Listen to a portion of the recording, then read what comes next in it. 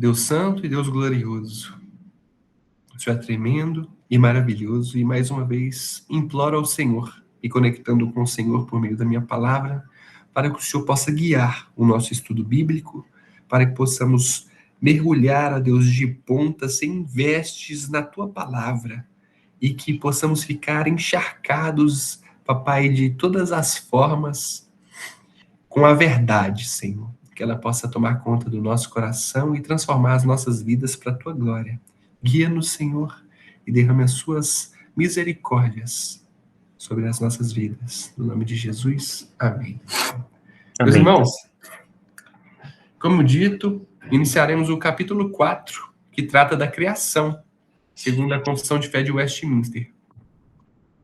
E esse capítulo 4 é composto só por 2 pontos, 2 artigos. Eu vou tentar tratar dos dois nessa mesma aula, mas se não for possível, nós continuaremos em outra aula futura. O texto da confissão nos diz assim, no ponto 1 do capítulo 4.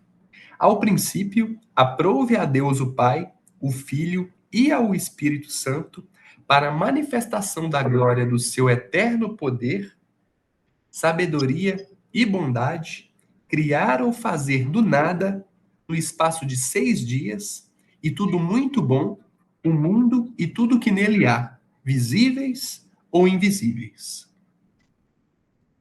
E o ponto 2 do capítulo 4. Depois de haver feito as outras criaturas, Deus criou o homem, macho e fêmea, com almas racionais e imortais, e dotou-as de inteligência, retidão e perfeita santidade, segundo a sua própria imagem, tendo a lei de Deus escrita em seus corações e o poder de cumpri-la, mas com a possibilidade de transgredi-la, sendo deixados à liberdade da sua própria vontade, que era mutável. Além dessa escrita em seus corações, receberam o preceito de não comerem da árvore da ciência do bem e do mal. Enquanto obedeceram a este preceito, foram felizes em sua comunhão com Deus e tiveram domínio sobre as criaturas. Então, meus irmãos, resumidamente, nós vamos abordar 4 questões. A primeira é compreender o propósito trinitário da criação, o propósito de Deus, Pai, de Deus Filho, Jesus Cristo, e do Deus Espírito Santo na criação de tudo. Vamos também analisar a natureza da obra criadora de Deus, ex nihilo, o em 6 dias e o muito bom. Vamos tratar melhor disso. Vamos entender a natureza original do ser humano, a imagem de Deus, a lei moral, o livre-arbítrio mutável. E vamos também extrair aplicações práticas para a vida cristã a partir da doutrina da criação de Deus. Só isso. Coisa pouca. Talvez a gente não vai conseguir só nessa aula, mas vamos ver até onde a gente consegue chegar. Ao princípio, aprove a Deus o Pai, o Filho e ao Espírito Santo. No início. Então, meus irmãos, é no início de tudo. Antes de existir o que nós sabemos que existe. Gênesis 1, 1 e 2. No princípio, criou Deus os céus e a terra era sem forma e vazia, e havia trevas sobre a face do abismo. E o Espírito de Deus se movia sobre a face das águas. Sim, irmão Wesley. Eu serei bem breve, mas só lembrando que quando nós tratamos sobre a eternidade de Deus, o atributo da eternidade, nós refletimos sobre isso, que no início, no princípio, não é no ano 0. Nós temos a linha do tempo. Aqui nós temos o 0 e aqui nós temos 1 milhão, por exemplo, se o mundo durar 1 milhão de anos. Não é que Deus estava no marco 0. Deus estava fora do tempo. Então, foi fora, né? No início é fora do tempo, não é no começo do tempo, é fora do tempo, porque o próprio tempo foi criado por Deus. Maravilha a sua colocação, irmão. Exatamente isso. Deus não faz parte da linha temporal, porque ele criou o próprio tempo. E João 1, do 1 ao 3. No princípio era o Verbo, e o Verbo estava com Deus, e o Verbo era Deus. Ele estava no princípio com Deus. Todas as coisas foram feitas por ele, e sem ele nada do que foi feito se fez. Meus irmãos, vamos observar a Trindade aqui. Em Gênesis 1, nós vemos Deus Pai, Criador dos céus e da terra, e o Deus Espírito Santo que se movia sobre a face das águas. E aqui em João 1, do 1 ao 3, nós vemos que Jesus Cristo, o Verbo, estava com Deus, era o próprio Deus, e no princípio estava com Deus e todas as coisas foram feitas por ele. E sem ele nada do que foi feito se fez. Então, meus irmãos, nós vemos a Trindade aqui, desde o princípio da criação do mundo. Isso é lindo, meus irmãos. Para a manifestação da glória do seu eterno poder, sabedoria e bondade. Salmo 19:1. Os céus declaram a glória de Deus e o firmamento anuncia as obras das suas mãos. Provérbios 3:19. O Senhor, com sabedoria, fundou a terra. Com entendimento, preparou os céus. Romanos 1:20. Porque as suas coisas invisíveis, desde a criação do mundo, tanto o seu eterno poder como a sua divindade se entendem e claramente se veem pelas coisas que estão criadas, para que eles fiquem inexcusáveis. Então, meus irmãos, Deus, o Jesus e o Espírito Santo, no princípio, criaram tudo para a manifestação da glória, do poder, da sabedoria e da bondade deles, de Deus. Criar ou fazer do nada. Ex nihilo. Isso é um termo latim, mas é por curiosidade e conhecimento dos irmãos. Ex nihilo. Do nada. Do nada. Salmo 33, 6 e 9. Pela palavra do Senhor foram feitos os céus, e todo o exército deles, pelo espírito da sua boca. Porque falou e foi feito, mandou e logo se apareceu. Meus irmãos, do nada, Deus fez tudo. Ex nihilo. Do nada, Deus fez tudo por meio da palavra dele. Atos 17, 24. O Deus que fez o mundo e tudo o que nele há, sendo o Senhor do céu e da terra, não habita em templos feitos por mãos de homens. A Bíblia ensina que Deus não organizou uma matéria externa, mas trouxe tudo à existência pelo seu decreto soberano. Não é que Deus pegou lá os resquícios de átomos, de células que estavam no universo, juntou tudo e fez e criou tudo. Não, meus irmãos. Ele, pelo decreto soberano da vontade dele, trouxe tudo à existência. Do nada, ele é Deus, ele é o Senhor.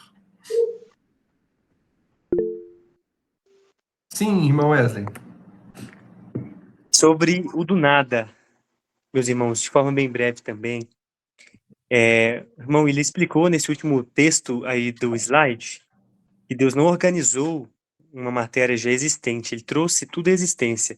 Quando a gente pensa na ideia da divindade, ela parte exatamente disso. É impossível que haja uma divindade que não é criadora plenamente. Tudo que não é criador é criatura. E tudo que é criatura foi criado, obviamente, e foi criado a partir de algo. No caso, toda a criação foi criada pela palavra de Deus, pelo Verbo. Então, tudo que foi criado pelo Verbo. Colossenses 1 vai falar isso, o texto de João, do Evangelho de João vai falar isso. Então, tudo que é criado a partir do que Deus criou, não é criado do nada. O William deixou isso bem claro.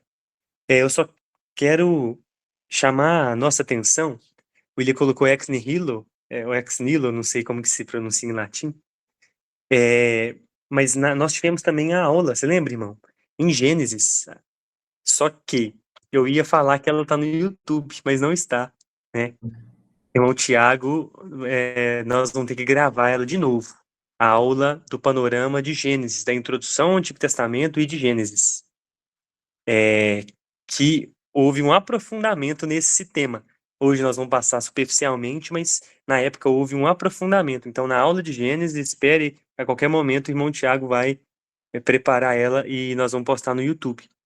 E eu lembro, irmão Tiago, se ele puder falar agora, que é o bará, não é? O termo é bará do hebraico, que é exatamente isso, é o do nada. Isso evoca a divindade extrema e suprema de Deus, né? Então, não está no YouTube ainda, mas espere que nos próximos anos essa aula estará no YouTube, se Deus quiser. O panorama do Gênesis, um panorama muito profundo, que nós trabalhamos bastante o bará, né, o do nada e os outros temas também da criação. Irmão Tiago. Ei, irmãos, estão me ouvindo? Sim. Então, a gente trabalhou bastante em Gênesis, como já foi dito a respeito desse Gênesis 1, né, da criação. Eu nem lembro quanto tempo a gente ficou nesse texto, mas a gente tem a palavra bara, que aparece lá em um hebraico, né, ela tem a mesma função do ex nihilo, né, que é dizer que não havia, como já foi dito aqui para os irmãos, né, matéria-prima para que Deus trabalhasse. Só que a gente usa ela mais para esse conceito, porque o povo de Israel, no caso, precisava de um conceito que levasse eles a encarar Deus diferente das divindades egípcias, certo? Então havia essa necessidade em Gênesis, Deus estava educando, né, a sua nação para que ela pudesse ter uma maneira, né, como é que eu posso dizer? Um conhecimento, né, um aprofundamento e provas suficientes para poder confiar em Deus diferente dos deuses egípcios, que criam as coisas conectando uns com os outros e através de outras coisas. Eu não sei se os irmãos sabem, mas os deuses egípcios que depois que eles criaram o Nilo, as pessoas eles criaram por causa do Nilo, com barro também, e depois eles fizeram uma espécie de evolução lá, certo? Então a gente tem esse diferenciamento, sabe, entre o Deus que cria do nada e os deuses comuns do mundo que sempre estão precisando de alguma coisa ou de uma cooperação. E última coisa para me poder fechar aqui é que ex nihilo e do nada só tem esse objetivo de dizer que Deus não usou nenhuma matéria-prima. Mas Paulo, ele vai afirmar que todas as coisas foram feitas, né, pelo poder de Deus. E que, teologicamente falando, na verdade, todo o poder que existe vem de Deus. Então, Deus, ele é o dínamo, que essa é a palavra lá, né, o dínamo que cria todas as coisas. Então, ou seja, é do nada, mas é de Deus, né? Isso que é maravilhoso. Avançando no texto da confissão de fé, no espaço de 6 dias. Gênesis 2:2. E havendo Deus acabado no dia 7º a obra que fizera, descansou no 7º dia de toda a sua obra que tinha feito. Deus cria com ordem, com progressão e com propósito. Quem já leu o texto da criação, nós vemos que Deus começa criando as coisas e dia a dia ele vai aprimorando, aumentando sua criação com um propósito. E esse espaço de 6 dias é o fundamento do quarto mandamento, que nós também estudaremos em uma próxima aula, haja vista que o último que nós adentramos foi o terceiro mandamento. Êxodo 20:11. Porque em 6 dias fez o Senhor os céus e a terra, o mar e tudo que neles há, e ao 7º dia descansou. Portanto, abençoou o Senhor o dia do sábado e o santificou. E aqui, meus irmãos, vale ressaltar que isso não limita o poder de Deus, mas revela um método soberano dele. Eles falam que pode, essa ideia da criação pode estar limitando o poder de Deus. Ah, se ele criou em sete é porque ele não poderia criar tudo em um, né?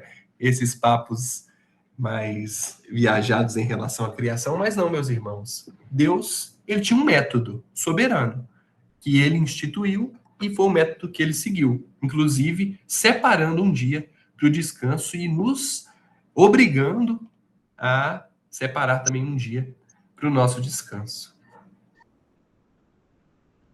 E tudo muito bom. Pode falar aí, irmão Wesley. Certo, irmão. Algumas considerações também sobre o espaço de 6 dias. Um aspecto muito importante, quando nós refletimos sobre a criação, é que 6 dias são 6 dias literais. Quando as escrituras falam 6 dias, quer dizer que Deus criou literalmente em 6 dias.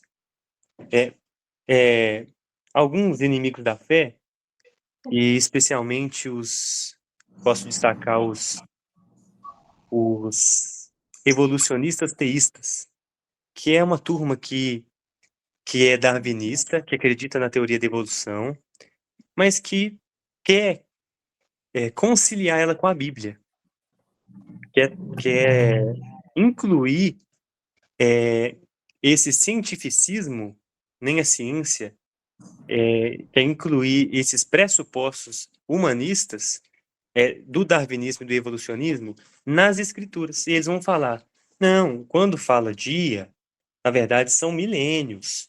Então, quando Deus criou os animais em um dia, na verdade foram milhões de anos, que não sei o que lá e não sei o que lá, que foi tudo. E isso é baboseira, queridos, isso é baboseira. Quando as escrituras falam no espaço de 6 dias, ela está falando de 6 dias literais. Por exemplo, um dos fundamentos para isso, para não estender muito mais também essa explicação, é que ao texto das escrituras eles dizem que foi manhã e tarde o primeiro dia. E foi manhã e tarde o segundo dia. Manhã e tarde, manhã e tarde, manhã e tarde. Inclusive, esse é o fundamento também de acordo com o princípio regulador do culto, para nós cultuarmos 2 vezes no domingo. Para cultuarmos de manhã e cultuarmos de tarde também. Esse é o fundamento. Para termos 2 cultos familiares diários também. Esse é o fundamento. Então, quando se fala que foi manhã e tarde o primeiro dia, as escrituras estão mostrando para nós que foi literalmente dia, foi literalmente um período de tempo de 24 horas, certo? Então Deus literalmente criou a terra em 6 dias e descansou no sétimo. Como William disse, não por falta de poder, né, mas pelo beneplácito da sua vontade, pela sua soberana, perfeita, boa, agradável, maravilhosa vontade, que revelou para nós a maravilha do trabalho e revelou para nós a maravilha do descanso. Revelou para nós a maravilha do trabalho de Deus em Deus, de trabalhar com o propósito de glorificá-lo. E talvez eu já esteja até aplicando, né? Adiantando o carro na frente dos bois. 1 Coríntios 10, 31. Portanto, quer comais, quer bebais, ou façais qualquer outra coisa, fazei tudo para a glória de Deus. Porque dele, por ele, parecem todas as coisas, glória, pois a ele eternamente. Amém. Romanos 11, 36. Então, ele nos ensina em 6 dias o valor do trabalho para a glória de Deus, e ele nos ensina em um dia o valor do descanso em Cristo, nosso Senhor, para a glória de Deus também. Mas só um destaque, meus irmãos, para a literalidade dos dias. Literalmente, foi literalmente em 6 dias corridos, manhã e tarde, dias de 24 horas. Maravilha. Irmão Tiago.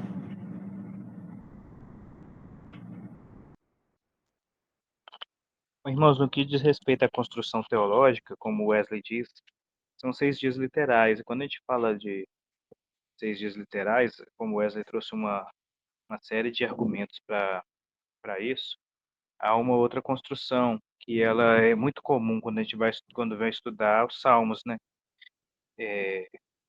Que aí a gente, nos Salmos, a gente tem várias linguagens, apesar de ser poesia, tem várias linguagens e vários tipos de escrita. Que é construir teologia em cima de textos que estão afirmando a teologia, que estão sendo conclusivos. Então, por exemplo, dizer que foi, se a Bíblia diz tarde, manhã, dia e tudo, nós, infelizmente, infelizmente não, graças a Deus, infelizmente, a gente não pode construir uma hipótese em cima daquilo que já está escrito, certo? Então, nós não podemos adicionar hipóteses em cima das conclusões bíblicas.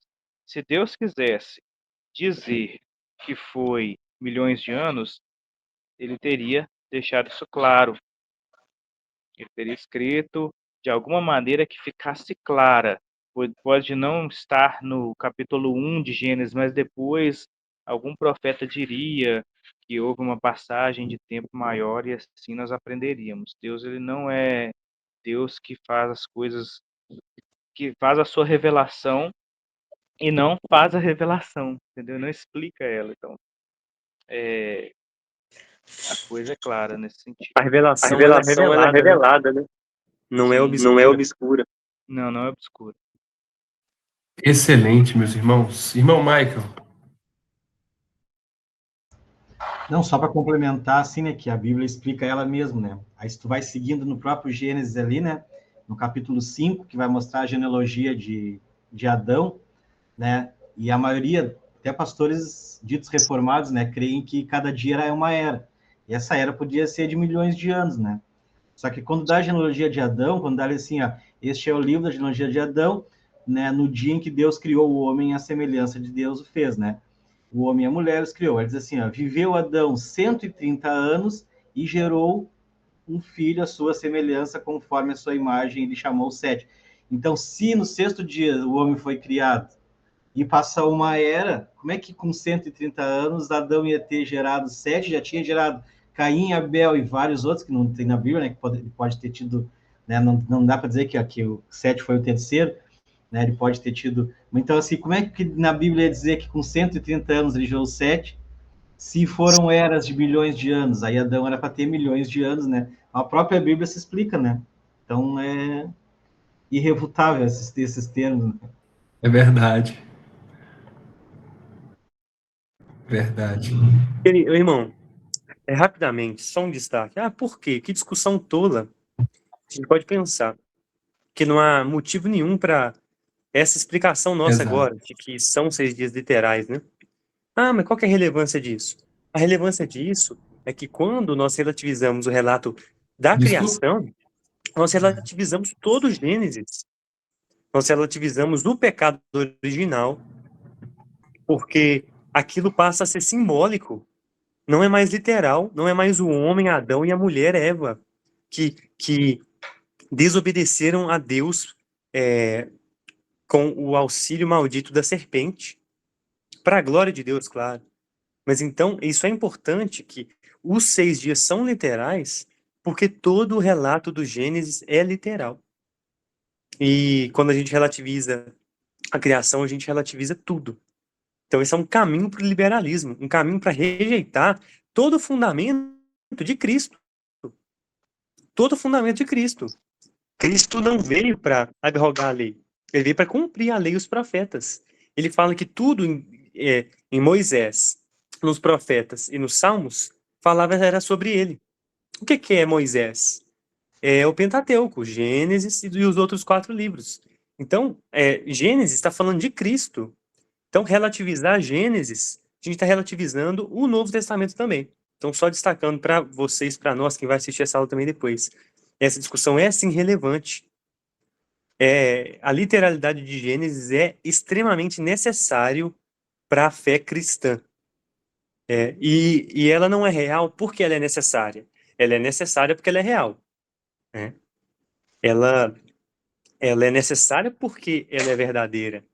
Então, eles também podem falar que é só por ela ser necessária que nós estamos tentando defendê-la, mas não.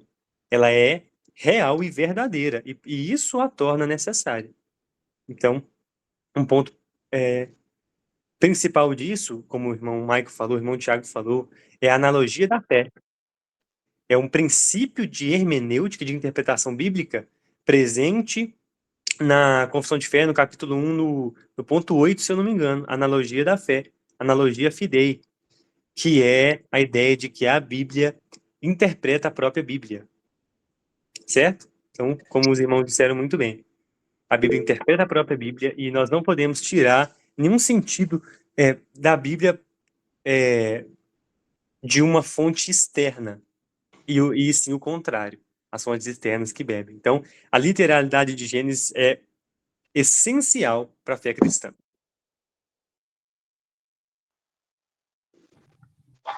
Ótimas colocações, meus irmãos. Irmão Tiago?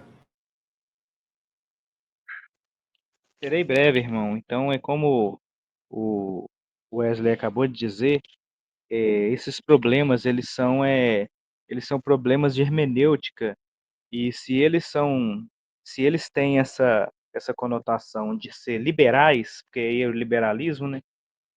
Você não consegue interpretar a Bíblia de maneira concreta, nunca, nunca mais, porque sempre você vai ter o argumento da liberalidade então a Bíblia ela vai ser tratada como poesia, sempre, até textos que, por exemplo, texto de Gênesis 1, apesar de ter alguns trechos que são poesia, são trechos pontuais, mas o texto ali é narrativo, ele é narrativo, então ele não pode ser interpretado à luz de poesia, certo? A não ser quando abre o parêntese para as colocações e as falas de Deus, e as falas de Adão, as falas da serpente. Então, todas essas falas, elas já têm uma prerrogativa de poesia, mas do restante é narrativo. Então, a narrativa bíblica, ela tem que ser construída e interpretada no contexto de narração, certo? E as pessoas usam para poder falar sobre a não literalidade dos dias, o texto que diz que Pedro diz, né, para Deus um ano é como um dia é como 1000 anos e 1000 anos como um dia. Mas aquele texto está falando da percepção divina e não da construção teológica bíblica. Então, o Pedro está dizendo a respeito da percepção divina dos dias e não da construção divina dos dias. Perfeito, meus irmãos. Vamos avançar. Já vi que nós não vamos terminar tudo hoje, mas os irmãos ficam à vontade para tecer todos os comentários possíveis, que todos estão sendo de grande valia aqui para o nosso estudo. E tudo muito bom. Gênesis 1:31. E viu Deus tudo quanto tinha feito, e eis que era muito bom. E foi a tarde e amanhã, o dia sexto. O mal, meus irmãos, não procede da criação, e sim da queda, porque é sabido que tudo que tinha feito era muito bom. E aqui nós podemos falar da bondade original, que refuta qualquer ideia de matéria má, qualquer ideia de ruindade. E essa bondade original fundamenta a responsabilidade moral do homem. Ora, se era bom, se era muito bom, e agora é mal, foi por quê? Porque o homem pecou e mudou, né? O estado natural do homem mudou. E essa bondade original mostra que a redenção de Cristo, por meio de Cristo, não anula a criação, mas a restaura. A redenção de Cristo, a justificação por meio de Cristo, restaura essa bondade que deixou de existir em nós por causa do pecado. Nós vamos tratar melhor desse assunto um pouco mais à frente, mas de uma forma ainda mais profunda no futuro, quando formos tratar do livre-arbítrio aos olhos da Bíblia por meio da Confissão de Fé de Westminster. O mundo e tudo o que nele há, visíveis ou invisíveis. Colossenses 1,16. Porque nele foram criadas todas as coisas que há nos céus e na terra, visíveis e invisíveis, sejam tronos, dominações, principados, potestades, tudo foi criado por ele e para ele. O mundo visível, meus irmãos, a matéria, a natureza, a humanidade. E o mundo invisível são os anjos, as potestades, os seres espirituais. E nada existe fora do decreto criador de Deus, inclusive os seres espirituais, que não são eternos nem autônomos. Deus criou tudo, as coisas visíveis e as coisas invisíveis, e o mundo e tudo que no mundo há. E aqui nós encerramos o ponto 1 da criação. O ponto 2, de fato, é mais longo, mas também mais profundo. Iniciaremos aqui o ponto 2. Depois de haver feito as outras criaturas, Deus criou o homem, macho e fêmea. Gênesis 1, 26 e 27. E disse Deus: façamos um homem à nossa imagem, conforme a nossa semelhança. E domine sobre os peixes do mar e sobre as aves do céu, e sobre o gado e sobre toda a terra, e sobre todo réptil que se move sobre a terra. E criou Deus o homem à sua imagem. A imagem de Deus o criou. Homem e mulher os criou. O homem é criado depois das demais criaturas, como o ápice da criação, recebendo um papel distinto dos demais seres criados. Gênesis 2, 21 a 23. Então o Senhor Deus fez cair um sono pesado sobre Adão, e este adormeceu, e tomou uma das suas costelas, e cerrou a carne em seu lugar. E da costela que o Senhor Deus tomou do homem, formou uma mulher, e trouxe-a a Adão. E disse a Adão: esta é agora osso dos meus ossos e carne da minha carne. Esta será chamada mulher, porquanto do homem foi tomada. Aqui, meus irmãos, a distinção sexual, homem e mulher, é criacional, não é cultural. Parece até óbvio dizer isso, mas nos tempos atuais é algo que precisa de ser frisado. E essa distinção sexual, meus irmãos, ela faz parte do desígnio bom de Deus. Ambos, tanto o homem quanto a mulher, compartilham igualmente da imagem de Deus. Nós vamos tratar mais adiante. Sim, irmão. Com licença, irmão. Talvez essa frase, esse penúltimo ponto, de que a distinção sexual é criacional e não cultural, talvez ela pode parecer irrelevante à primeira vista, mas essa conclusão ela é extremamente importante, meus irmãos. E eu destaco alguns motivos. Quando a gente vai para a lei de Deus, para a lei moral de Deus, especialmente nos desdobramentos ali em Levítico, algumas das leis cerimoniais, leis civis e leis morais mesmo, e especialmente as leis morais que tratam sobre sexualidade, ou seja, que estão ligadas aí com o 7º mandamento do adultério, né? Quando a gente vai para esse ponto, é muito importante a gente entender isso aí, que a distinção sexual, ela é criacional, ela não é cultural nem circunstancial. E eu explico. O próprio Moisés, quando ele estabelece, por exemplo, a proibição do pederastismo, né, do homossexualismo, de homem se deitar com homem, ele fala, abominação é. E eu não me lembro a linguagem exata que ele usa, mas a justificação, não, ele fala que é abominação e fala que é confusão. Confusão de quê? Confusão de sexo. Então, quando Moisés fala, ele estabelece a proibição do homossexualismo, ele explica e fundamenta, ele justifica na criação. Fala, porque é confusão, porque o papel para o qual o homem e a mulher foram criados está sendo confundido. Quando Moisés estabelece leis contra a zoofilia, que é relações sexuais com animais, mesma coisa. Ele fala que é abominação. E ele remete a justificativa à criação. Então, aquelas leis não são circunstanciais, não são culturais. Elas são criacionais. Elas são o que são por causa da criação de Deus. Porque homem e mulher foram criados. E o homem foi criado para a mulher, e a mulher foi criada para o homem.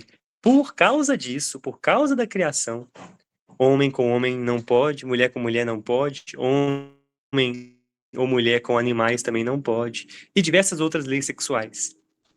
Então isso é muito importante. Quando a gente vai interpretar algumas leis, ainda em Deuteronômio, leis do nosso Deus, o fundamento que Moisés usa é o fundamento criacional. Perfeito, meu irmão. Racionais e imortais. Gênesis 2:7. E formou o Senhor Deus o homem do pó da terra, e soprou em suas narinas o fôlego da vida. E o homem foi feito alma vivente. Eclesiastes 12:7. E o pó volte à terra, como era, e o espírito volte a Deus, que o deu. E a Escritura, ela nos ensina que o homem é uma unidade de corpo e de alma, sendo essa alma racional, capaz de conhecer, refletir e de tomar decisões, e imortal, não se extingue com a morte física, não tem fim. E esse, meus irmãos, é o fundamento da responsabilidade moral e da esperança escatológica. Por quê? A esperança escatológica fica bem evidente por causa de ser imortal. Ser imortal, nós sabemos que nós estamos preocupados, ou deveríamos estar preocupados com a eternidade, porque nós viveremos eternamente. É fora e longe daqui, de onde vivemos atualmente. Mas em relação também à responsabilidade moral. Por quê? Nós somos racionais. Nós somos capazes de conhecer, de refletir, de decidir. Por isso, cabe a nós essa responsabilidade moral, porque nós temos a capacidade de reconhecer a moralidade de Deus. Sim, irmão Tiago? Irmão, só uma curiosidade, talvez um ponto, é que veja que o homem, na criação, toda a criação é formada, como nós acabamos de falar, né? Do nada, certo? O homem ele é formado a partir de uma matéria-prima. Ele não é formado para nem ex nihilo, né? Ele é formado a partir do pó da terra.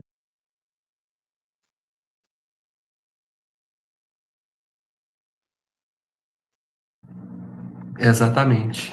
Exatamente. Existe um material que foi utilizado para a criação específica do homem. É o pó da terra. E é interessante que quando a gente morre, nós sabemos que a gente volta para esse pó da terra mesmo. Sendo enterrado, cremado, não interessa. Nós voltamos a fazer parte dessa terra que é do que somos feitos, né? Inclusive, nos nossos... Já fizeram estudos que estudaram do que é feito o corpo humano e eu não sei falar com exatidão, mas a maioria dos elementos que compõem o corpo humano tem, de fato, na Terra. Isso é comprovado. Mas não é isso que move a nossa fé, né, meus irmãos, em relação à criação. Nós cremos, ou deveríamos crer, diferente de Tomé, sem a necessidade de ver. E dotou-as de inteligência, retidão e perfeita santidade. Eclesiastes 7:29. Eis aqui o que tão somente achei, que Deus fez ao homem reto, porém eles buscaram muitas astúcias. E Efésios 4:24. E vos revistais do novo homem, que segundo Deus é criado em verdadeira justiça e santidade. Esse texto aos Efésios, Paulo descreve a restauração dessa imagem em Cristo. A imagem de um homem convertido, restaurando a sua imagem em Cristo, o que pressupõe a perfeição original em Adão, como é dito aí em Eclesiastes 7:29. E a imagem de Deus, ela inclui, meus irmãos, aspectos morais e espirituais. A inteligência, a retidão e a santidade. Olha, os seres criados foram dotados de inteligência, ou seja, são capazes de conhecer o verdadeiro Deus, de um conhecimento verdadeiro de Deus, de quem Deus é. Retidão, que é uma conformidade com a moral, a criação era conforme a moral de Deus. E a santidade. Por quê? Porque não havia pecado na criação. E a criação de Deus, o homem e a mulher, foram dotados desses 3 pontos trazidos pela confissão de fé. Agora, adentrando, meus irmãos, na parte de ser a imagem de Deus, segundo a sua própria imagem. Inicialmente, eu posso falar uma opinião particular minha de quando eu não era ainda cristão ou estava tendo contato inicial com o Evangelho e me deparando com os textos bíblicos, eu acreditei que esse texto que se refere que nós fomos criados à imagem de Deus era porque, de fato, Deus era fisicamente ou esteticamente parecido conosco. Ou, ao contrário, nós tínhamos afeições físicas parecidas com Deus. Eu carreguei isso no pensamento durante muito tempo, até compreender que não é bem assim.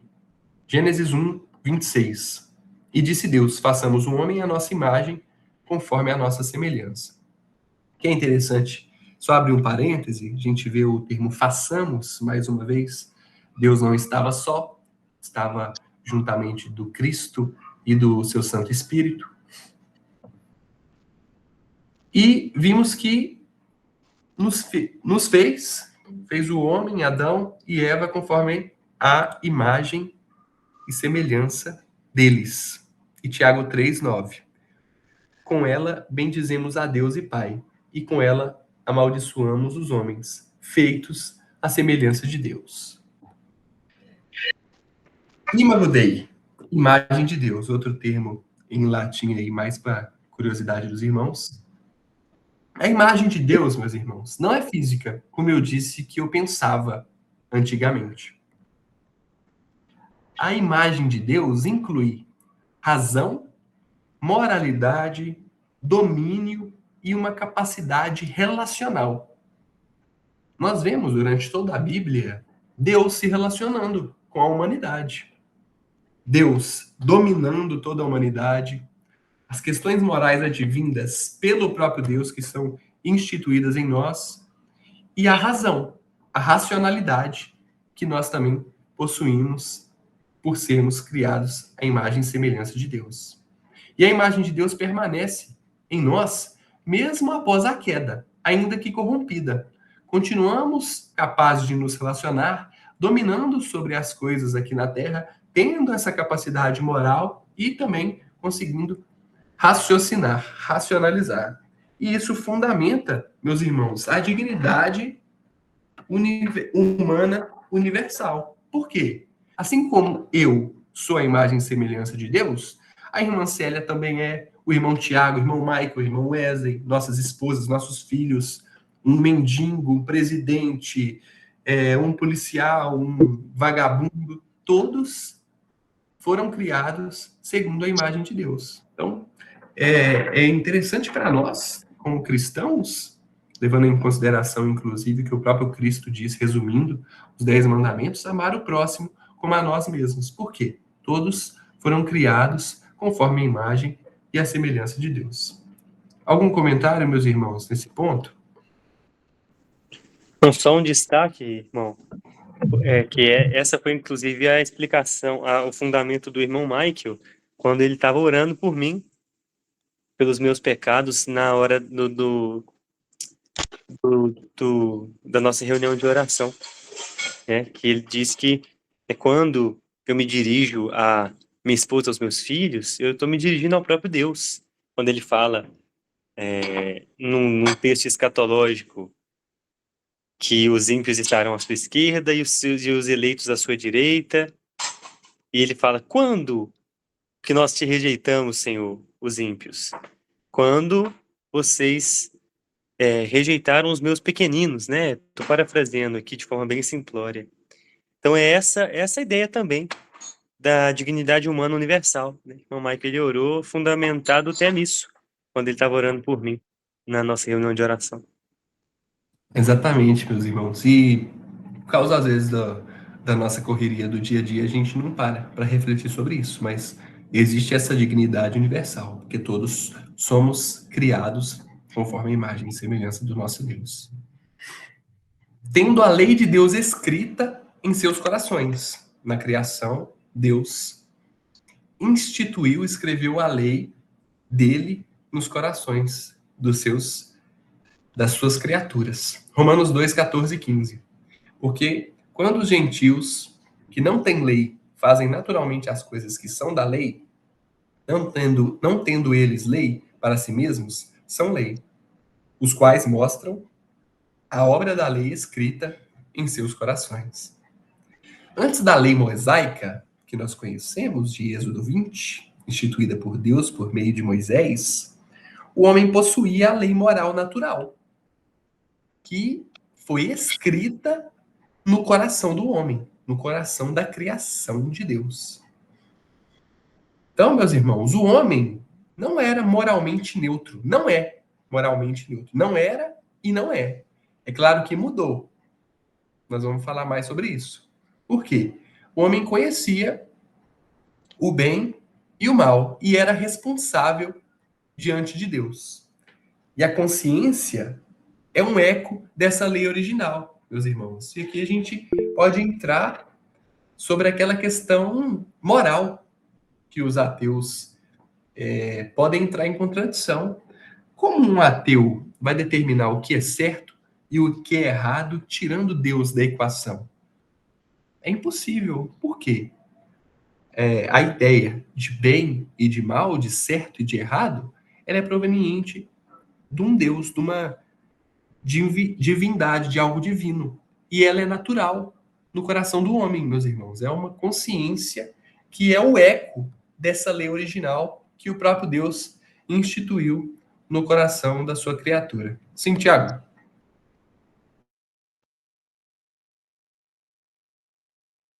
Meus irmãos, dentro disso que o William tem falado, é muito interessante nós notar que existe uma certa infantilidade quando a gente trata do estudo da queda.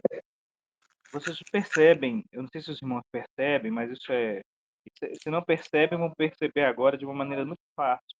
Quando se trata da queda, a maioria das versões dessa história, quando se lê, é infantilizada, porque há uma ideia de Adão como se Adão fosse uma criança ingênua caindo.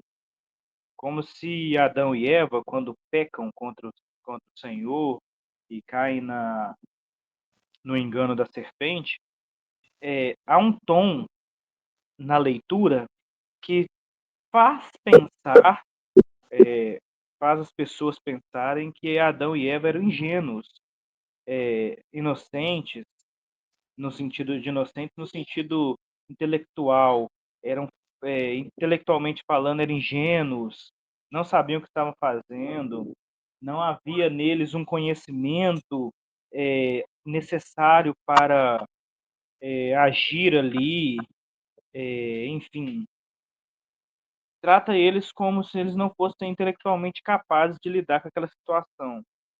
E muito bem colocado pelo irmão William, a lei de Deus escrita em seus corações. Eles não eram moralmente neutros e eles conheciam o bem e o mal E, irmãos, eles eram antes da queda, seres melhores em muitos aspectos, ou melhor, em todos os aspectos do que nós. Inclusive, creio eu, aí os irmãos podem até discordar de mim nesse sentido, mas intelectualmente falando, em suas capacidades. Então, ou seja, o conhecimento deles do bem e do mal não era um conhecimento ingênuo ou raso, certo? Então, a queda deles não é uma queda ingênua, como a maior parte das pessoas ao lerem encaram, né? Então, dentro desse ponto, nós não é discussão agora, mas poderíamos notar que a queda de Adão e Eva foi uma queda altamente capaz, altamente intelectualmente capaz, nos âmbitos morais, nos âmbitos de conhecimento, de intelectualidade, certo? Então, essa queda ela é grande, grande. Ótima colocação, irmão. E é exatamente isso. Antes deles terem acesso à lei escrita, como dito de Moisés, a lei moral de Deus já estava instituída em seus corações. Eles já tinham um senso do certo e do errado, mesmo antes do conhecimento do pecado.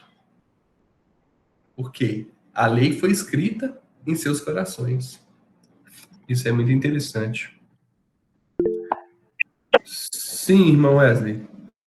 Só relembrando aquilo que eu falei sobre o fundamento das leis sexuais, dos pecados sexuais. O fundamento não é a criação? Não havia lei escrita. Não havia lei escrita. Mas a lei que foi escrita depois, em Moisés, na época de Moisés, ela era a mesma lei que foi colocada nos corações humanos. A lei de Deus, que evidencia o caráter de Deus, o caráter do Deus triuno em Gênesis 1. Entendem?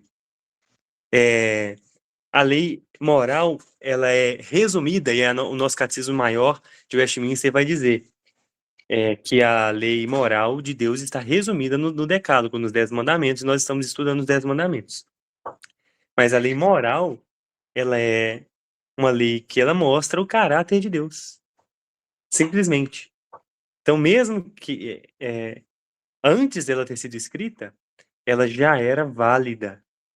Deus já exigia ela de Adão e Eva, entendem?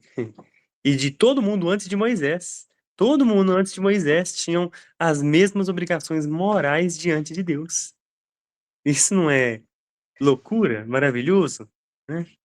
Isso é a lei moral de Deus, que foi escrita e resumida, muito bem resumida no Decálogo, mas ela já estava nos corações. E para a ordem, lá na pergunta 92 do nosso Catecismo Maior, que revelou Deus primeiramente ao homem como regra da sua obediência? É a resposta. A regra de obediência revelada a Adão no estado de inocência e a todo o gênero humano nele, além do mandamento especial de não comer do fruto da árvore da ciência do bem e do mal, foi a lei moral. Então, nosso catecismo, ele explica isso. E a ordem de Deus, ela foi concentrada em obedeça. Não coma da árvore do fruto do conhecimento do bem e do mal. Mas toda a lei moral já existia, já estava ali, já era proveniente do próprio Deus, do caráter de Deus, e tinha sido já impressa no coração humano. E devia ser guardada, obedecida, desde o início por todos os homens, né? Exatamente, meus irmãos. É maravilhoso. Só que eu lembrei num comentário sobre a imagem de Deus aqui, que também vale a pena a gente falar de forma breve, mas quando nós estudamos o próprio Deus, os atributos de Deus, no capítulo 1º da Confissão de Fé de Westminster, nós conhecemos de uma forma um pouco profunda, mesmo sabendo que ainda é raso, conhecer Deus. E nós vimos que Deus, ele não é matéria, ele não é físico. Então, que não podemos o imaginá-lo de uma forma material, materializada, porque ele não é matéria. E só avançando, meus irmãos, para este ponto, nós vamos até finalizar aqui, para não tomar o tempo dos irmãos, e continuaremos numa próxima aula com as referidas conclusões e aplicações. Mas, sobre o poder de cumpri-la, nós vimos aqui que a lei de Deus foi escrita nos corações das criaturas. E o poder de cumprir essa lei também, mas com uma possibilidade de transgredi-la. Gênesis 2, 16 e 17. E ordenou o Senhor Deus ao homem, dizendo: de toda árvore do jardim comerás, livremente, mas da árvore do conhecimento do bem e do mal, dela não comerás, porque no dia em que comeres, certamente morrerás. E aqui nós esbarramos no livre-arbítrio. O homem, ele foi criado com a capacidade real de obedecer. Adão e Eva eram capazes de obedecer. E aqui a gente pode fazer uma oposição. Vou silenciar o microfone. Está dando interferência. Ah, já parou. Então, o homem foi criado com a capacidade real de obedecer. E, de forma antagônica, meus irmãos, nós vemos que hoje, após a queda, nós não temos mais essa real capacidade de obedecer. Por isso que nós dizemos, e a Bíblia nos traz isso, que o livre-arbítrio hoje ele é inexistente. Porque hoje nós não somos mais capazes de obedecer à lei de Deus. Nós estamos naturalmente corrompidos, inclinados ao pecado. Mas o homem foi criado com essa capacidade real de obedecer. Ele ainda não era influenciado, acorrentado pelo pecado, como nós somos e como Adão e Eva foram após a queda. E eles tinham a possibilidade real de pecar. A árvore estava lá e eles poderiam pecar, comer do fruto que Deus havia proibido. E esse estado, meus irmãos, é chamado na teologia reformada de estado de retidão, que é distinto do estado caído e distinto do estado glorificado. O estado glorificado é aquele que nós sabemos que já estaremos distantes do pecado completamente. E o estado caído é o estado que toda a humanidade se encontra de forma natural, que é devido à queda, ao pecado de Adão que corrompeu a natureza humana. E esse é o estado da retidão, o estado da criação. Sim, irmão Michael. Então, e esse estado que a gente está hoje, né, a gente ainda luta muito sobre isso, né, que nem agora falando né, da imagem de Deus, né, como nós somos, né, a imagem que a gente é dele é espírito, né, então, assim, agora mesmo, os finais de ano, todas essas cantatas, presépios, né, que querem fazer, né, que nós estamos estudando a quarta pergunta, né, que fala quem é Deus, o que é Deus, o que Deus é, né, e aí vem ali, né, que é pecado, com o segundo mandamento, né, tentar tornar Deus visível por meio de qualquer estátua, representação ou figura. Então, as pessoas, elas querem separar também essas duas coisas, né? Aqui em casa, a nossa briga é por esse mandamento e o quarto mandamento, guardar o domingo. Aqui em casa é uma luta isso, porque esses mandamentos não existem, né? Então, aí Jesus, só que a gente está na sequência, assim, né? E ali em Lucas, Jesus fala, né? Que não é tirado nenhum tio da lei. Então, assim, a lei, ela é perfeita e completa, né? Nós temos que obedecê-la, é só isso que a gente tem que fazer. Então, hoje, a igreja atual, e há muito tempo já, né? Por quererem fazer essa imagem de Deus, eles querem separar o Deus Pai, do Deus Filho, do Deus Espírito, o Deus que veio na Terra, pode ser representado, mas o Deus Pai não pode ser representado. Eles querem fazer essas duas distinções que a Bíblia fala que é Deus. E se Jesus é Deus, eu não posso fazer uma imagem de Jesus. Então é uma coisa que é uma luta muito grande, né? No nosso eu de querer, né, ter essa imagem que, como, né, como tu pensava, eu também pensava assim, a gente é a imagem de Deus, então Deus é parecido comigo, né, tem braço, tem mão, tem perna, né, aí só que quando a gente vai ver, ele é um Deus invisível, né, ele é Espírito, e o próprio Cristo e o próprio Espírito Santo, né, então é complicado quando a gente entra nesse assunto na própria igreja, né. É verdade, irmão, é verdade. Bom, meus amados, temos ainda continuidade para a gente poder tratar, mas vamos parar por aqui hoje e com uma aplicação simples e objetiva, mais precisamente sobre esse ponto, que nós sabemos que nós não temos mais a capacidade real de obedecer por causa da queda, mas que, graças ao Cristo, isso foi restaurado. Isso foi restaurado. Não por nós, mas por Ele. Então, que sejamos gratos a Ele, por Ele ter, por meio do sacrifício na cruz, ter restaurado esse poder de cumprir a lei. Não pela nossa própria força, mas por Ele e por aquilo que Ele fez. Amém, meus irmãos? Eu Amém. vou pedir o irmão Tiago, se for possível, para fazer uma oração de agradecimento a Deus por esse estudo. Lembrando que nós vamos continuá-lo e finalizá-lo num próximo encontro. Mas agradecendo também a todos pela presença. O Tiago ora nos despedindo do nosso estudo de hoje. Oremos, então.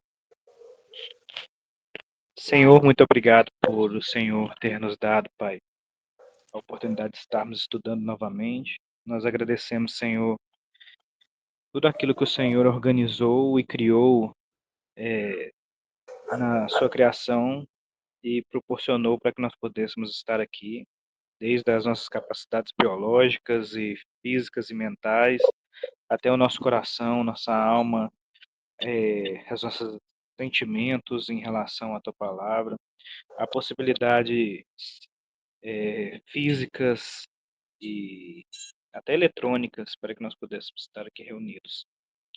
Pai, se fôssemos intitular todas, nós ficaríamos aqui a noite inteira.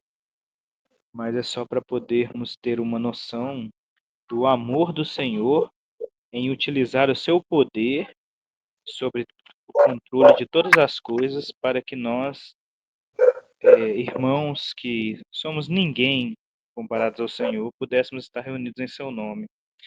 E reunidos cristãos de várias partes do Brasil. Obrigado, Senhor. Obrigado por podermos fazer isso.